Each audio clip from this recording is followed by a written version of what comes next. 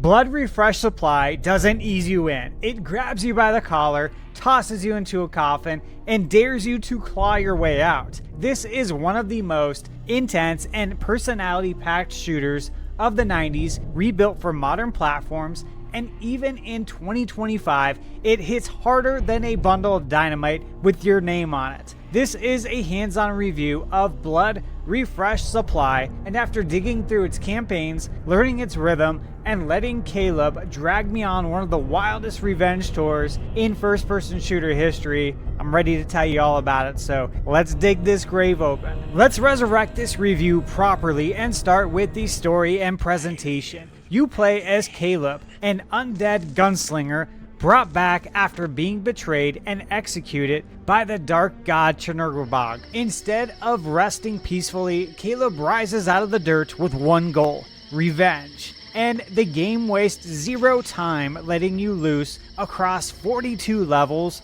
dripping with gothic horror, occult imagery, and B-movie charm. What stands out in Blood isn't the complexity of the story, it's the delivery. Caleb's gravelly voice, the cultists chanting their eerie Latin, and the game's twisted sense of humor give it more style in 5 minutes than a lot of shooters manage in 20 hours today. Night Dive kept everything authentic while modernizing the presentation. The opening cinematic is completely rebuilt and it looks fantastic. The environments, haunted mansions, overgrown graveyards, torchlit temples, and even carnival-style maps feel cleaner and sharper while staying true to the original build engine aesthetic. Even the HUD feels handcrafted, looking like something between a gothic comic panel and a metal album cover. It sets the mood before you even fire a shot. Audio plays a huge role too. Instead of heavy metal riffs like Doom, Blood leans into ambient horror, low drones, creepy whispers, and unsettling atmospheres. You can even pick the music format that you want, which I love. You have OPL2, CD, or SC55. OPL2 keeps everything wonderfully retro, but all three sound great. Of course, CD quality is gonna sound the best, but OPL2 is true to form, and it's gonna sound exactly like you remember, but crystal clear. Blood is a game where the atmosphere is part of the gameplay, and this remaster brings that out better than ever. Now, let's pull the trigger on the gameplay, because this is where Blood really shows its guts, I guess you could say. Blood might look like Doom or Quake, but it plays nothing like them. The game is built around tactical aggression. If you charge into rooms blindly, run and gun style, Caleb will be back in his coffin before you can say extra crispy.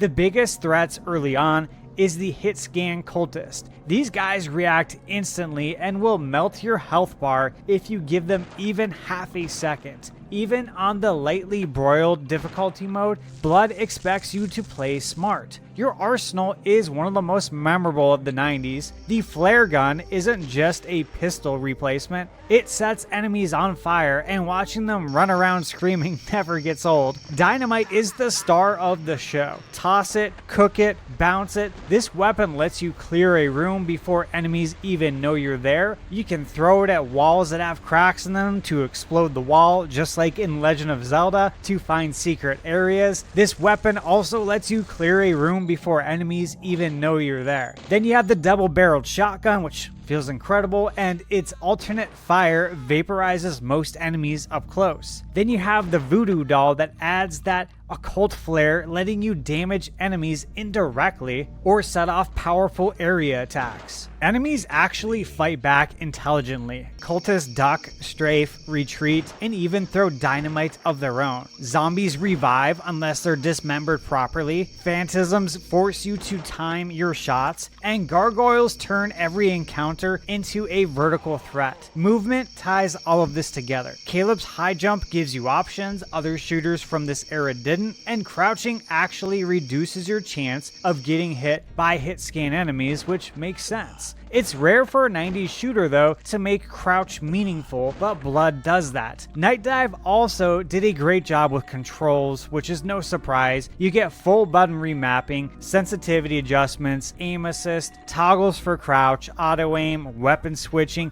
and even fixes for enemy behavior. It's one of the most customizable retro first-person shooter experiences out there. This is the kind of game that feels punishing at first and then incredibly rewarding once everything clicks. Reloading now into the PS5 enhancements because this remaster packs more upgrades than a cultist with dynamite. Blood Refresh Supply on PS5 supports 4K resolution, unlocked frame rates up to 120 frames per second, fast load times, depth of field tweaks, multiple anti-aliasing options. The smoother performance makes the game far more readable, especially with how fast enemies move and how chaotic fights become. Multiplayer also got a full rebuild. You get rewritten netcode, crossplay support across platforms, co-op campaign, bloodbath deathmatch, 4-on-4 capture the flag, and even local split screen. The DualSense microphone works with the in-game VOP, and matches feel surprisingly modern for a retro first-person shooter. This doesn't feel like a quick port, it feels like the definitive version of Blood. Alright, let's tiptoe carefully into the pacing and challenge because charging in headfirst doesn't work well in Blood or in this section. And Blood is one of the toughest shooters of its era, but it's tough in the right ways. The difficulty names might sound cute, still kicking, pink on the inside, lightly broiled, extra crispy, but even lightly broiled packs a punch. You need to do things smart. You have to peek around corners, manage explosives, stay mobile, know enemy behaviors, and avoid open spaces. Standing still is basically permission for enemies to end your life. Level design is classic 90s in the best way. Maps are dense,